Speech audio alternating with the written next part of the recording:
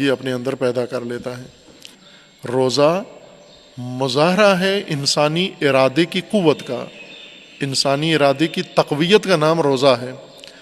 روزے کا مطلب یہ کہ آپ کسی پیٹ خرابی کی وجہ سے نہیں فاقہ کر رہے، پیٹ بالکل ٹھیک ہے اور آپ کو رغبت بھی ہے کھانے میں، ضرورت بھی ہے کھانے کی، بھوک بھی ہے، پیاس بھی ہے، بدن میں کمزوری بھی ہے، گرمی بھی ہے، سب کچھ ہے، لیکن ایسے ہی موقع پر آپ نے ثابت کرنا ہے کہ میرا ارادہ ان تمام چیزوں کے اوپر حاوی ہے، اس گرمی پر بھی حاوی ہے، اس بھوک پر بھی حاوی ہے، پیاس پر بھی حاوی ہے، ان تمام موانع اور رکاوٹوں پر میرا ارادہ حاوی و قوی ہے۔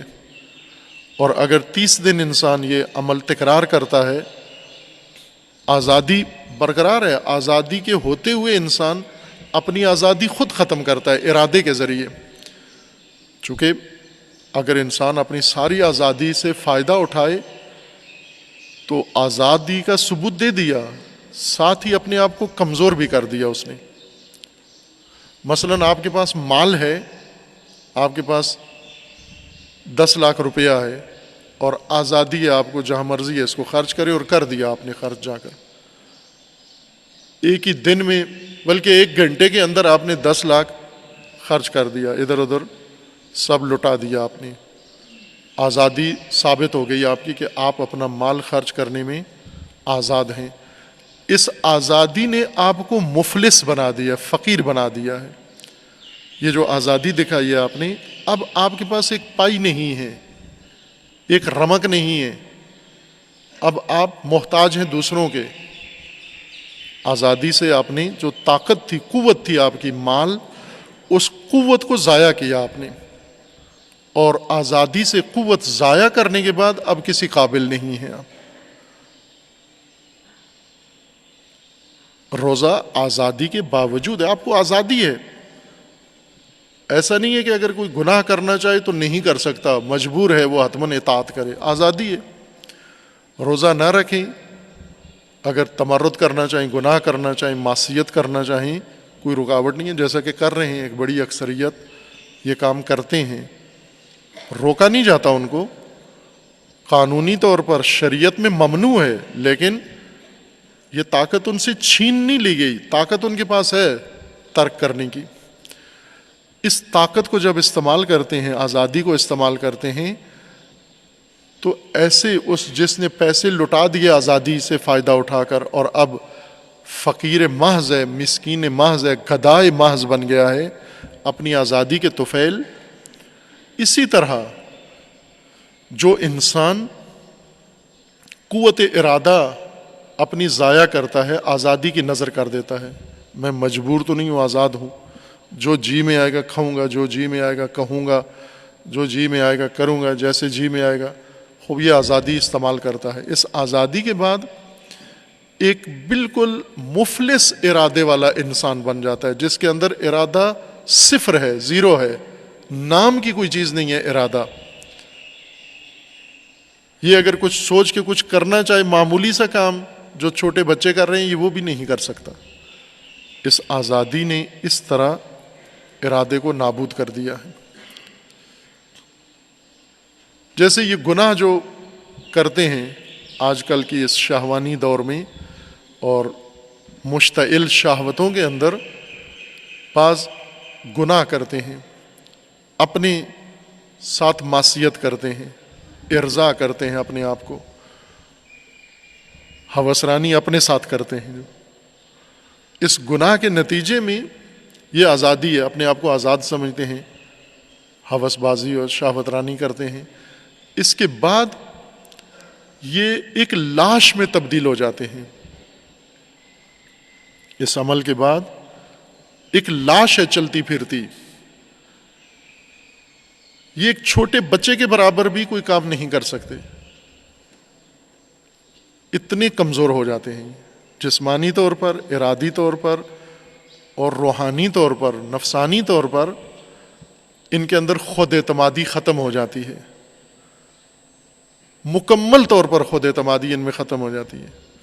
وہ کام جو دوسروں کے لیے بہت آسان ہیں، ان کے لیے بہت دشوار ہیں وہ کام کرنا۔ اس طرح سے انسان اپنی آزادی کو بسا اوقات اپنی نابودی کے لیے استعمال کرتا ہے۔ ماہ مبارک رمضان جیسے اشارہ کیا تھا کہ مشقوں کا مہینہ ہے، سرمشق قرآن ہے، سرمشق سیرت رسول اللہ ہے، سیرت ائمہ اطہار ہے۔ اس سرمشق کو دیکھ کر مشق کرنا ماہ رمضان کے اندر، اس سے تقوی انسان کو حاصل ہوتا ہے۔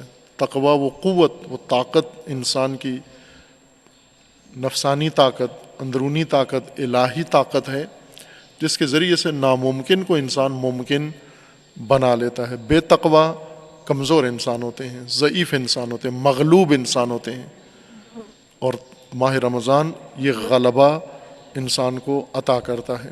عادتیں جو ہم پر غالب ہیں، غلبہ ہے، ہماری شخصیت عادتوں کا مجموعہ ہے۔ جس طرح ہمارا جسم ہڈیوں کا، گوشت کا، انتڑیوں کا، چربی کا مجموعہ ہے، اگر اس بدن کو کھولیں تو اندر سے گوشت نکلے گا، اوجری نکلے گی اور انتڑیاں نکلیں گی، اسی طرح مختلف مواد جسم سے نکلے گا۔ جس طرح جانور ذبح کرتے ہیں اور آپ اس کے اندرونی اعضاء و اجزاء دیکھتے ہیں، ایسے ہی انسان کا بھی جسم ہے، اس کو کھولیں تو اندر سے یہ چیزیں برآمد ہوں گی۔ انسان کہ اگر شخصیت کو کھولیں، نہ جسم کو، جسم میں یہ اجزاء ہیں، شخصیت کو کھولیں، اگر کسی آپریشن تھیٹر میں جا کر انسان کی شخصیت کا آپریشن کریں، کھولیں، دیکھیں کہ شخصیت کے اندر کیا پڑا ہوا ہے۔ شخصیت کس کو کہتے ہیں؟ شخصیت آپ کی عادتوں کا نام ہے، اندر سے ساری عادتیں نکلیں گی۔ ان کی یہ عادت ہے، بولنے میں یہ عادت ہے، سننے میں یہ عادت ہے، کہنے میں یہ عادت ہے، بتانے میں یہ عادت ہے، کھانے میں یہ عادت ہے، پینے میں یہ عادت ہے، سونے میں یہ عادت ہے، جاگنے میں یہ عادت ہے، آنے میں یہ عادت ہے، جانے میں یہ عادت ہے، لیتے ہوئے یہ عادت ہے، دیتے ہوئے یہ عادت ہے۔ ان عادتوں نے ہماری شخصیت کے اندر گراؤ کیا ہوا ہے، اور ہماری شخصیت انہی عادتوں کا دوسرا نام ہے۔ اس شخصیت کے اندر کہیں ارادہ نہیں ملتا، عادتیں ہی عادتیں ملتی ہیں۔ ہم متوجہ ہوں یا نہ ہوں، جیسے جسم کے بارے میں ہم اکثر متوجہ نہیں ہیں، آپ کو نہیں معلوم کہ آپ کے سر کے اندر کیا ہے، اس کھوپڑی کے اندر کیا ہے، کھوپڑی کے اوپر کیا ہے، کھوپڑی کس سے بنی ہوئی ہے، اندر کیا بھرا ہوا ہے، کچھ بھی نہیں پتا ہے، ہماری اپنی ہے لیکن ہم بے خبر ہیں۔ ہمیں نہیں معلوم ہماری آنکھ میں کیا ہے، ہمیں نہیں معلوم آپ کے معدے میں کیا ہے، چانکا تو نہیں، کسی نے دیکھا نہیں ہے۔ اپنے جسم سے ناآگاہ ہیں ہم۔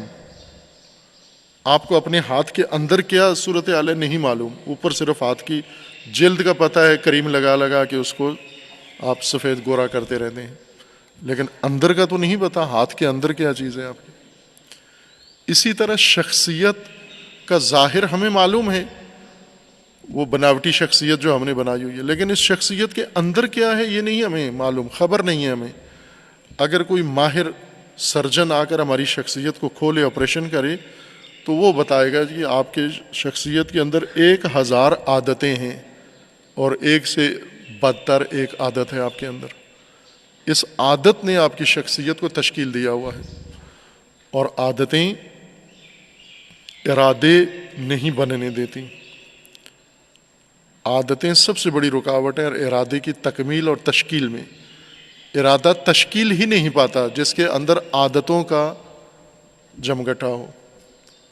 روزہ انسان، یہ مشقیں، روزہ وہ مشقیں کہ انسان کی عادتیں ساری ختم کر دیتا ہے۔ روزہ یہ رکاوٹ ہٹا دیتا ہے۔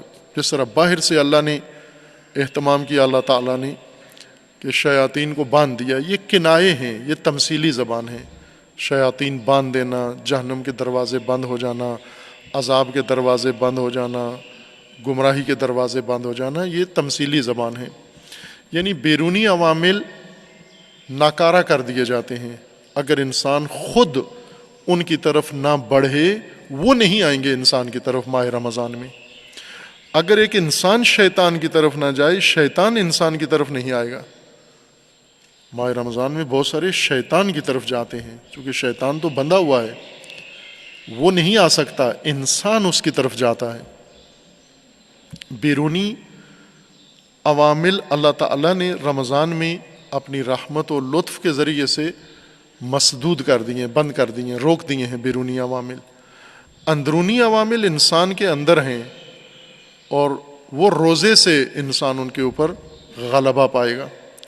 روزہ غلبہ عطا کرتا ہے انسان کو، انسان کے نفس کے اندر غلبہ کی قوت عطا کرتا ہے۔ جو روزہ رکھ سکتا ہے وہ ہر کام کر سکتا ہے، وہ ہر کام پر قادر ہو سکتا ہے، وہ ہر مشکل مہم پر غلبہ پا سکتا ہے، ہر مشکل پر غالب آ سکتا ہے جو روزہ رکھ سکتا ہے انسان۔